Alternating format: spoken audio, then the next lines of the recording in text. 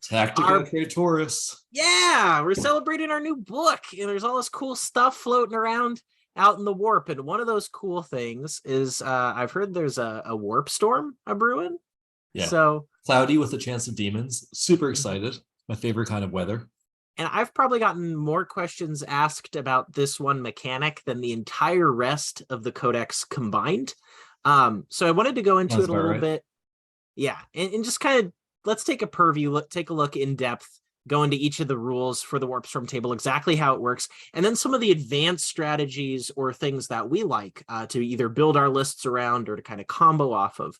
And since this is kind of the new faction mechanic for Daemons, it's really important to not only understand how it works, but make the most out of it at every step of your play, whether it's at the table or before you even get to the table, having a plan for how you're going to use your points. Absolutely, Walls. And the great thing about this video is whether you're maybe more of a beginner to Daemons, kind of just trying to understand for the first time the factions, or play maybe more competitive level and are really trying to up your game, I think this video is really going to have something for everyone, including a beer for me to start this off.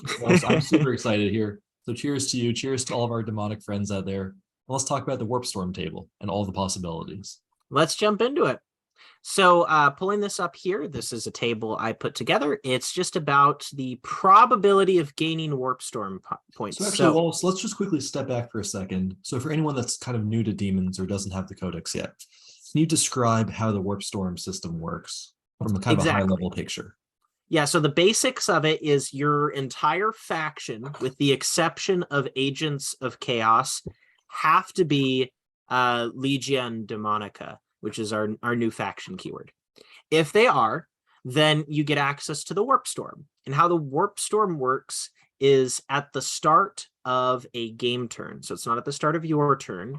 It's at the start of a battle round. So if your opponent goes first, you would roll it at the start of their turn. Yeah. If you go first, you roll at the start of your turn.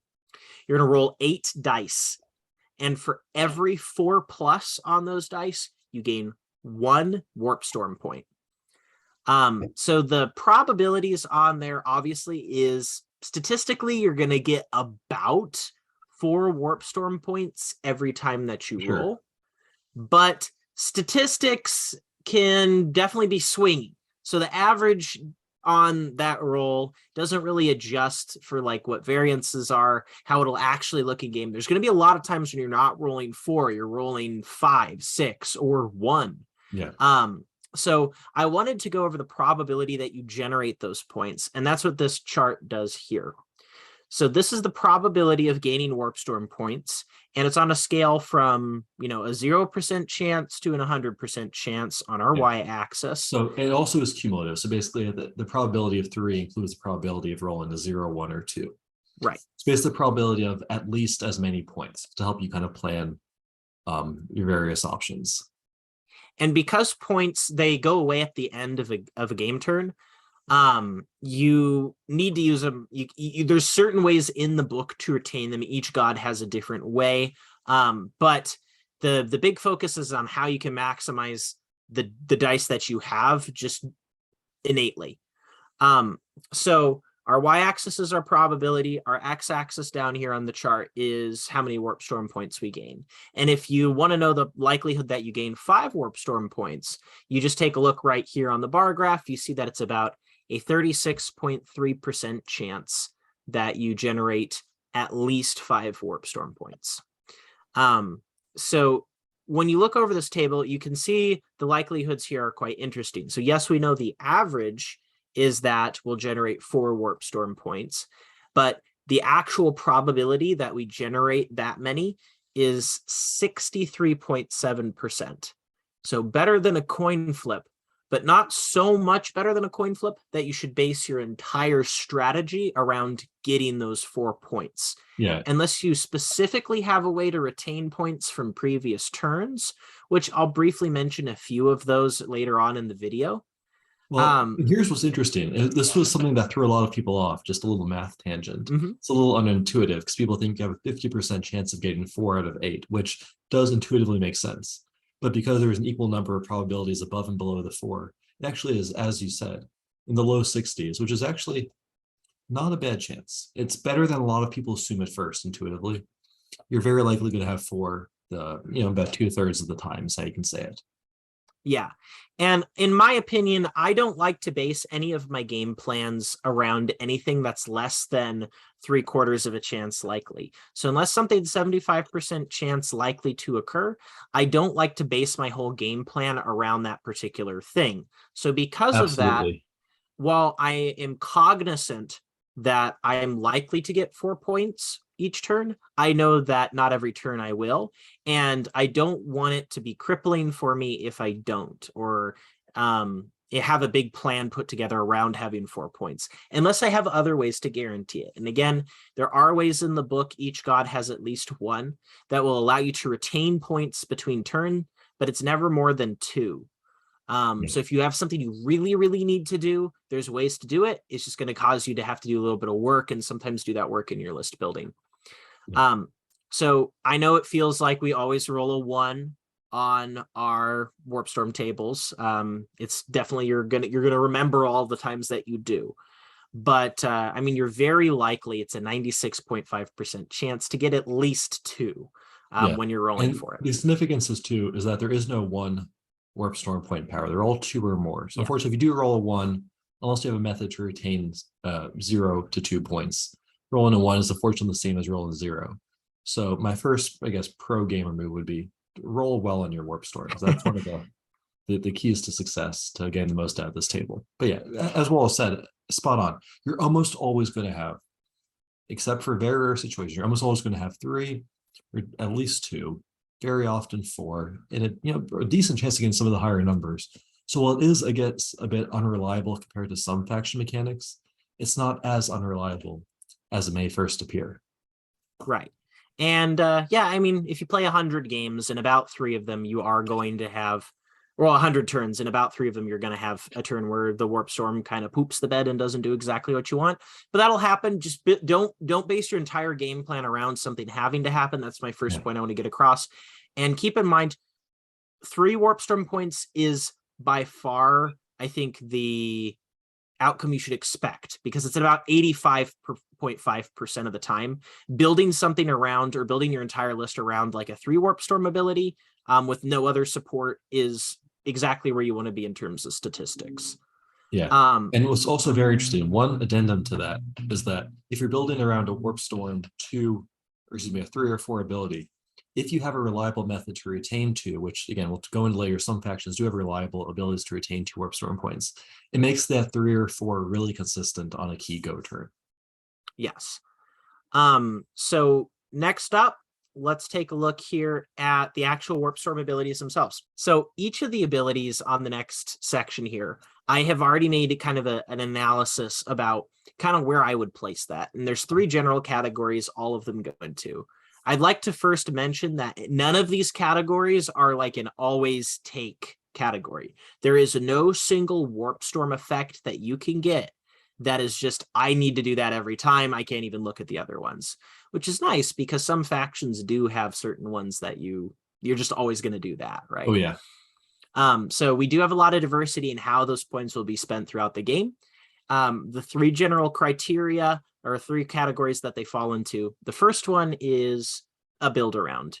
So any build around effects are warp storm abilities that are very good when you've designed your list to use those warp storm abilities well, and otherwise they're pretty situational, or you're just not going to use them too often. It'll be pretty rare. Yeah. I do want to jump in quickly, actually, just for the viewers at home. What's interesting about these categories are that these are categories that Wallace designed. And while we're both accomplished cast players, we don't always agree. So I think there's going to be points where you'll see Wallace grades one as situational, which I think is a build around, or vice versa, or situation where I think it's rare, Wallace thinks it's a very good ability. So I think you're definitely getting a few different perspectives. Again, these are Wallace's rankings, but I'll provide plenty of commentary. And I promise you one thing, we won't agree on every single one. And that's part of what makes this game so much fun. Yeah. And I mean, I don't think I have any too spicy takes in here for the most part. A lot of these, I've got some spicy takes for you, buddy. If you want spice, I'll bring the spice. Don't you worry. A lot of these are just about where you'd expect them. Sure. Anything that I've rated as situational, that's the green text there. Those are warp storm abilities that really a lot of the time are competing with one another. for specific situations. And when multiple of those situations present themselves in the game, you have to kind of make a determination based on the state of the game, which one is the best.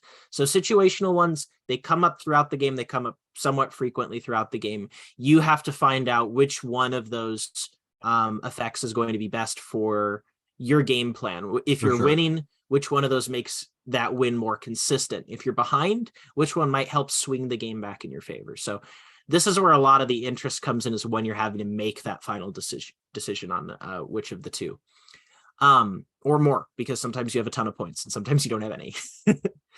And then the last section, these are our rare abilities. That's the red text there. That doesn't mean they're bad. Oh, no, it just means, it just means that they're warp storm abilities that are incredibly niche, or they're outclassed in some way by another more utilitarian option.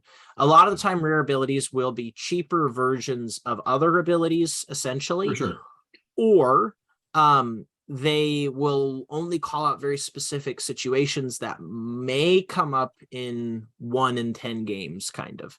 So they're not bad, but they're something that you definitely don't have to remember to play the faction to a decent quality standard.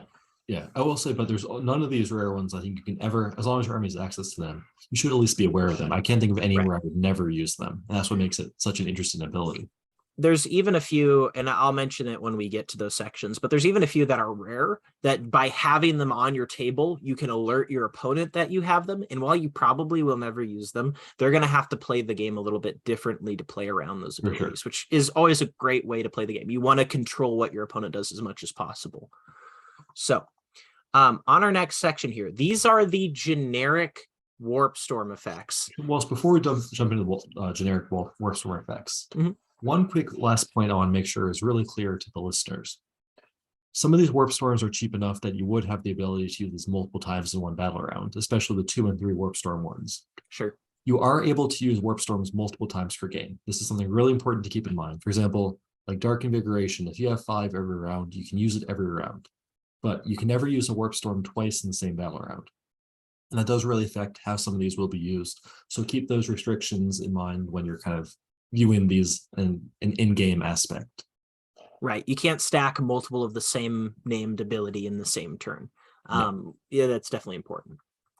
So these are the generic effects. If you're following along in your book, these are going to be the ones that are in black text. And all of these are going to be ones that you have access to without any work. If you are running a Legion Demonica detachment, you have access to these as long as you don't have any other factions running around in your list that aren't agents of chaos. So the very first one, I think this is very much a definition for what I consider a build around. It's the Dark Invigoration ability. So Dark Invigoration is 5 warp storm points, and you activate it in a morale phase. It heals your units D3 wounds, or it returns D3 1 wound units. Now, this one very well could be said to be situational, but a lot of the time when I've been looking at list designs, you have to have ways that you benefit from that D3 heal. If you're bringing a bunch of plague bearers, for instance, or something like screamers or flamers that are 3 wounds but don't benefit too much off of the heal, a lot of the time you'd rather spend your points in other places. Where Dark Invigoration stands out is either with those 1 wound units that really get a lot of points back when you bring them back, and a great example of that is Pink Horrors. That's like a big value. If you built a Pink Horror list or had a good number of Pink Horrors in your list, you lose 3 Pink Horrors. Well, each Pink Horror, because they split on 4s, it's almost like they have multiple wounds. If you get D3 Pink Horrors back, you're like, wow, that's a lot of points. Another great example, though, is also if you're running a list with a lot of really tough targets that benefit a lot from those healings. So an example of that is Bellicor loves a D3 heal on his profile because he's so hard to take those wounds off of. And the same thing for the Lord of Change, as well as a Bloodthirster, especially the ones with the phase caps and the 5-up ignore wounds on them. No, I think you're spot on about it being so valuable on high value targets like a Lord of Change. I think there's a lot of great units. I mean, even adding D3 back on something like a Plague Drone, for example, a Soul Grinder that's T9. Like, there's just so many tough targets to chip wounds off And you're exactly right. That is really good on either, expensive 1 wound bodies or some of the toughest targets in the game. You can't go wrong with that in a large variety of lists. Since this thing only regenerates units that are 1 wound, Yeah. it doesn't work very well again on things like plague bearers that are 2 wound models. They get very little value out of It's this. a little unfortunate. Yeah, or any of those elite units, things that are around that 3 wound category. Putting a couple wounds back on them isn't irrelevant, but is it 5 warp storm points of relevance? You're Not either going usually. big here or you're going small. Now, the one thing I do want to note that's so powerful about this is one of the best abilities in the game, anytime it comes up, is out of phase movement. Basically, anytime you can move outside of the movement phase, or even the fight phase or charge phase, for example. The ability here, if your opponent is asking the threat range of a bloodletter unit, they're trying to stay outside of 6 inches plus 12 inches on the chart or whatever. Keep in mind that if there's, say, 7 bloodletters left in the squad, they've killed 3 with random shooting or random artillery or whatever. You do have the ability to chain them back. Again, you can put them back and we'll add one, add a little triangle at the end. You can gain like 5-6 inches extra movement here.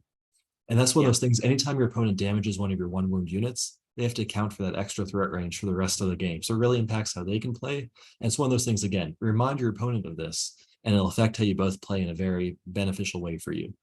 Yeah, and because it triggers an A morale phase, you get a lot of flexibility of when you get to use that to gain that movement as well. That's so spicy. Super cool. So spicy. Yeah. Super cool. Our next one, this one is 3 warp storm points. It's situational. It is at the start of a turn, which is the most limiting of any activation in the grouping. You have to know that you need this pretty much as soon as you begin doing things. So at the start of a turn, your demonic terror ability has an additional -1 penalty to leaderships. That's not irrelevant. That's going to bring your faction penalty to leadership ability to -2, which is super relevant for a lot of reasons. Yeah, one of the main things that stands out is remember the interaction. We do have this amazing faction ability for playing pure Legiones Demonica to come in a distance away from the opponent equal to their leadership characteristic in the midboard, effectively. What makes this so powerful is, say your opponent, for example, is like trying to screen you out in a certain spot or something. Normally you have to say like whatever, like their leadership -1 away because you can debuff that. So you remind them, hey, at the start of my turn, I could activate this. And so they have to, put guys out an extra inch to screen you out. It's one of those things, again, please tell your opponent about this. You don't want to ever gotcha them with this, but at the same time, they have to expend additional resources screening a little bit further all game because you have the threat of this. And then, of course, you probably don't use it because they've screened in turn. And it's just about making them spend resources, making them spend movement to kind of fall into your game plan. There's a lot of leadership manipulation in the codex. You can build a whole list around leadership manipulation, and then you're pretty much spamming this ability. Then it actually does kind of become a build around. And because it's 3 warp storm points, it's very reliable. It's again that 85% chance that you get this activation here. And that -1 penalty keys off of so many things. It keys off of your demonic manifestation to get you your closer deep strikes. It helps you with your combat attrition plays. There's just a ton of really unique situations where this comes up. So I think it's a very good use of points. It's situational, of course. There's times when other things are better, but still something to worth keep in mind. Another thing that I'm going to talk about here is our next contender. That's our Music of the Warp. It's a 2 warp storm, so it's pretty cheap to use. And what it does is at the start of a turn, you can add 6 inches to the range of the demonic terror ability for instrument units. So it's pretty rare in my opinion. So let's quickly talk about that. Wallace, what are instrument units for those that aren't familiar? It's pretty much your troops, with the exception of like Nurglings. It's any unit that's tooting on its horn or playing the cello. You can take the instrument and icon, which I would believe also would be yeah, exactly. It just gives you things like plague bearers, bloodletters, demonettes, horrors. Is lungs an instrument? No, Patrick. Lungs. It is not an instrument. Again, but that's often the stuff that's going to be in the front line anyway in a lot of matchups. So the fact that those are the only ones that will get the extra benefit really is not that much of a detriment to Music of the Warp. Yeah, and so a lot of the faster units actually do not have the instrument keyword, which is unfortunate because those are the ones that you could really get some crazy ranges with. One of the other reasons I consider this a rare, usage is because there is other contenders that do essentially the same thing, but a little bit better in some ways. So I consider this one pretty rare. I would much rather do something like Primeval Terror and then advance into range than I would just trying to get like a little bit extra on the flute.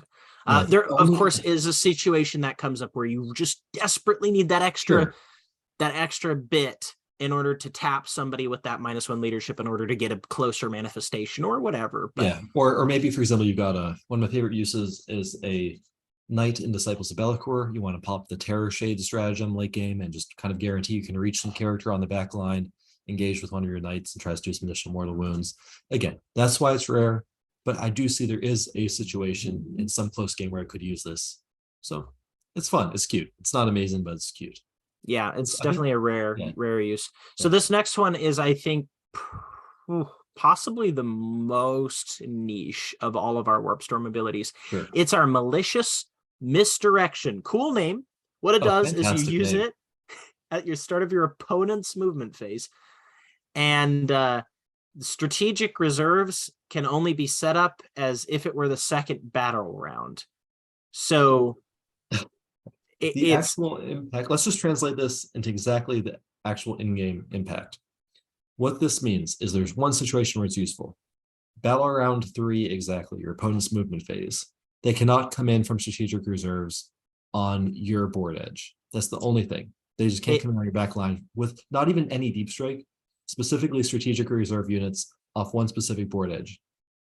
Walls, talk to me about this. When would you ever see yourself using this? So you could also use it against factions that can return models to reserve and have them coming off of strategic reserves. I know Chaos Knights can do that. Yeah, Chaos Knights can do that. They can use Demons can do that with their chariots. Yeah, I think it's called like Harrying Hounds or something like that. But you can spend a CP, return some knights to reserve, and then have them come out of strategic reserves. It's actually surprisingly useful. I've used it quite a bit. That's a scenario map where this would come up. Again, 10 out of 10 name, 1 out of 10 impact. But again, it's rare. There is a situation you would use it. So yeah, there's some weird random stuff that might come up. But I think the next one's a lot more interesting. So let's go into that one.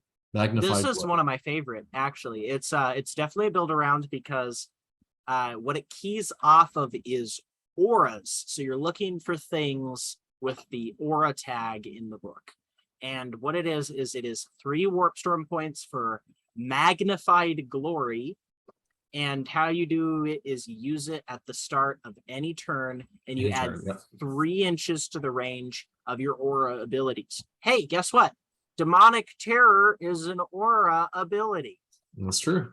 And because it's an aura ability, it also benefits from the increased range. This is kind of why I'm like, there has to be really specific situations for Music of the Warp, that extra 6 on your instruments, because you're getting an extra 3 off of Magnified Glory. If you have the extra Warp Storm point to spare, spend it on this guy, because it's also amplifying other really key auras, like your reroll wounds off your heralds, your reroll hits off your greater demons or demon princes. And there's even really cool specific powers and abilities throughout the book that will have that aura keyword. I've got one in mind. I'm really curious what's your favorite usage? I think it works on Nurgle's Rot, but I'm not 100% sure because let's quickly double check this. They did FAQ Cursed Earth to not work with extended aura ranges, but I would say probably not. Check with your TO, probably not. But it would be really cool if that works. I think rules as written, Magnified Glory does technically affect Nurgle's Rot, but again, I would say probably don't play it that way. This seems unlikely, and you don't want to make opponents feel bad for sure. But there's one amazing aura ability. Oh yeah, Scarbrand. Which one is that? Scarbrand, the big angry man himself. And what's is really important, he has the 6-inch aura that makes it very difficult to fall back. You have to roll 3d6 greater. They have to roll 3d6 over their leadership. Okay, so it's very tough. But what's interesting here, you roll over their leadership, but they're probably going to debuff it by 1 or 2, depending if you have Bellicor. There's so many leadership debuff effects. So it's generally pretty reliable. But it goes from 6 inches up to 9 inches. What that means is it's very easy if you set up a play where Scarbrand maybe charges something, consolidates, and then selects another unit that was maybe 9 inches away instead of 6 inches. Something prevents that unit from falling back to keep another unit safe. It's one of those things where there's going to be absolutely game-winning situations here with a magnified glory off Scarbrand's auras, and I honestly can't wait to try it. Or even Yeah. with Warp Storm, just to extend the range of his +1 attack, or if you're going into a gun line with all of your melee units. Beautiful. Anything that references one important thing is this does not affect command abilities. So an aura ability is anything that references like a type of unit within a range, but not a specific unit within a range. So that's the important thing to know there. But it has so many cool different synergies. Obviously, this pairs really well with Primeval Terror. If you do manage to get that about 15% chance to get the 6 Warp Storm points, or if you have a way to retain them, you can really reasonably pull off that combo, and it's pretty strong. So the next one is Otherworldly Tread. This one is situational. It's at the start of the movement or charge phase. Ignore any or all modifiers to your movement characteristic, advances, and charges. And it's only 2 Warp Storm points, which is why I put this in situational rather than rare. Yeah. So I will say, well, this is the first time I think you and I are going to disagree.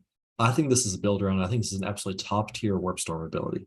Okay. So what are you building in your list to make better use of Otherworldly Tread? Sure. Well, I'm building we're demons. We're building a lot of charges overall. A lot of charges, especially in that 6 to 9 inch range out of our manifestations or teleports or things like that. And I do think in practice, there's a lot of armies that have charge debuffs off the top of my head. Basically, every Death Guard list you see, every Custodes list you see, every Tau list you see. Not to talk about a lot of boards, maybe not GW opens, but a lot of WTC style terrain or a lot of maybe player place terrain will often have some difficult ground. And if they're smart, they're going to cover an objective you're going to want to charge. Or place in the midfield, so you have to go through it in between terrain pieces. Basically, just being able to say, hey, we're just not going to take a -2 penalty, I think is absolutely massive. I think especially again, your hardest matchups to charge are often Tau specifically. And just be able to say, hey, you're in a little photon -2 to charge stuff. We're just going to go directly into you the way Corrin intended. I think that's really valuable. And just having that threat makes their tools a lot less valuable. So I love it. I think that -2 to charge is so huge in certain matchups. If you're a Corrin player and you're playing against a Custodes player, you are probably using this every turn that you can. Because you need to get your stuff in there and need to get your stuff in there reliably. So you're going to use like your blood banner for that extra dice on your charge, and you're going to ignore that penalty, that D6 penalty they're going to put on your charge roll. So Otherworldly Tread, very good ability. Definitely worth the 2 points when it comes up, and it will come up. Sure, that's come up almost every single game for me. So I guess it depends on the definition, but I think it's really one of the top tier ones. But it sounds like you still think it's really good, just you haven't used it as often. Well, it's a situational doesn't mean it's less than build around. Just pretty much my idea for the categories is build around means I'm including very specific units to make better use of this, whereas other or situational ones are ones that just come up during the game, and a lot of times they compete with one another. That makes complete sense. Yeah, I guess you can't really include specific units other than simply just building melee units, which again, spoiler alert, we're demons, and outside of one particularly changey god, I think you're probably going to be getting melee pretty often if things are going well. Zeech definitely is not using Otherworldly Tread like the other ones, but that's fine because there's other really cool Warp Storm abilities that Zeech loves. Sure. So including the next one. So let's go ahead into one of the most universal. Every god loves this one. Wallace, talk to me about Descending Shadow. I love Descending Shadow. What Descending Shadow is it's your way to really punish gun lines, especially ones that do not want to get in your face. So Descending Shadow is 3 Warp Storm points, and you use it at the start of your opponent's shooting phase. The timing on this is so impactful. The timing on this is so important because since it happens at your opponent's shooting phase, you know where they moved their models. That is huge. There's so many abilities on this list that say at the start of a turn. And I thought initially it was at the start of the turn. Because this is at the start of their opponent's shooting phase, they have to play as if you're going to use this if you have 3 Warp Storm points. But then you might swap it and use it on something else later. So what it does is at the start of your opponent's shooting phase, you can declare this, and then you get -1 to hit on all your guys for any model that's targeting them outside of 12 inches. Yeah. And no core restriction. It's not like the Nurgle tree, for example. Just any unit you have in your army, including Valor Core, including Soul Grinders, including the little things, whatever you want. The Great Unclean One might be the size of a building, but he's a shadowy building. So they are -1 to hit. Flies buzzing around. And one great thing to note, by the way, this is measured per attack, not per unit. So say they have a big blob of 20 warriors or whatever. If they can't just have one guy in to avoid the penalty, if they have one guy within 12, but the other 19 warriors are outside of 12, those 19 are going to take -1 to hit, even though there's one guy within. Really well written, really great ability. And as you say, the only reason it's situational is because it's not used, you don't build for it per se, but you're going to use this almost every single game in matchups where it matters. It especially matters turns several times 1 a and game. exactly. It especially matters turn 1 because turn 1, obviously, you're both in your own deployment for the most part, so you're going to be 12 inches away. As the game goes on, you start mixing things up. You're getting into melee. You don't use this nearly as much, but it's nice to have, and it definitely is one of the strongest buffs for the faction. Critically as well, only 3 warp storm points, so you are reliably getting this. You're getting it at 85% of the time. Those percentages matter so much. This is something that you can count on. So I think that's an important way to look at it. Yeah. So going from one of the spiciest in the book to one of the softer ones. Yeah, this is a friendly one. Use this for casual games. You don't want to hurt your opponent's feelings. It may come up in a game, but the math on it, once you kind of get into the numbers, is not as exciting as I was hoping.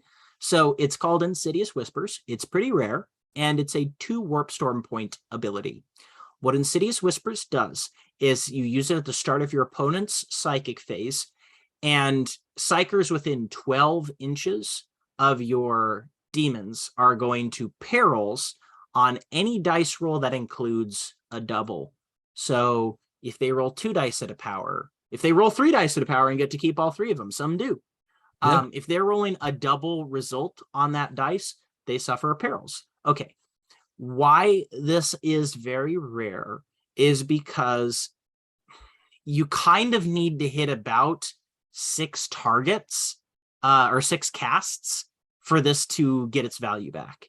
And what I mean by that is the chance of the perils, if they're within 12 inches, so they have to be really close to your models, and because it's happening in their psychic phase, they get to move before they do this. Like if they're really scared of it, they can just not put all their psychers within 12 inches.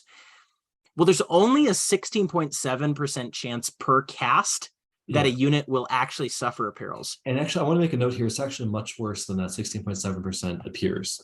Because you're correct. That's exactly the math. It's 1/6 of the time. But just already inbuilt into the rules, they already perils on double 1 or double 6. So literally only changes for double 2, double 3, double 4, double 5. You're not, again, it's not 1/6 of the time. It's really just upgrading already only 2/3 of that. So it's really only about 10% of the time it'll affect it. So actually, like, agreed. Like, unless there's some situation where there's like they're all their psychers clustered up in one spot. This is gonna be a complete miss for me. It's a huge miss. 99.999% of the time. And the thing is, there is 2 god-specific abilities we'll talk about later that essentially do a much better version of this, where you roll a dice and on a 6 you do mortal wounds to any enemy unit within a range. And anytime that you're hitting, at least a handful of targets, your odds of doing damage with that D3 mortal wounds are far more likely than your odds of just getting them to wander at you with their psychers and then do a bunch of casts in the range of it. Might come up against Grey Knights if for some reason they're all around like a Great Unclean One that they can quite kill. But even then, feel no pain, and it's just I can't imagine any situation where. But again, never say never. Maybe there's some situation where there's like late game. They have multiple characters within range with 1 wound. You just need to like try to dice your way out. Again, there is a situation in which we would use this, but it's just extremely rare. So I think I couldn't agree with you more. Rare, not completely useless, but as rare as they get. I feel like this is something you do either when you're desperate or when you're so far ahead it doesn't matter that you're kind of throwing the points away on it. Yeah, if you're playing your younger brother and he likes to run playing a brother and likes to run a lot of Grey Knights, you just spam this just to troll him. And for anyone that wants to look, not a great consideration. It's not a great consideration for anyone that wants to look or dig through the codex. I could not find any way that you can make perils worse for people, really. No. I had the exact same thought. Yeah, it's disappointing. It is disappointing because we used to have a stratagem to do additional mortal wounds on a perils. That would have been a cool kind of, I guess, spicy. Yeah, a little bit of a combo. But unfortunately doesn't exist in our current iteration of the book. So that's one that is kind of a miss. So that covers all of our undivided abilities. There's some really, really strong ones in there. There's some ones that are going to come up, but not all the time. But what I love is that I feel like the, I guess, best abilities are going to go into the faction section. Descending Shadow is crazy good. Ignoring Modifiers is crazy good. These are all strong, and obviously they'll still come up in a game. But the ones that I love, the ones that are going to be faction defining, are baked into the god-specific Warp Storm effects. Hey everybody, it's post-production Wallace here, and I'm just putting together this video, and it ran a little bit longer than I initially thought it was going to. So in order to make sure that I don't just regurgitate all the information on you guys at once and things get lost in the noise, I'm going to split it up into 2 videos. So this is part 1. Part 2 will be releasing sometime shortly after, and that's going to cover all of the god-specific Warp Storm effects, some of the ways to retain your Warp Storm points, and just kind of a closeout where we talk about what kind of combos we like to use on our armies.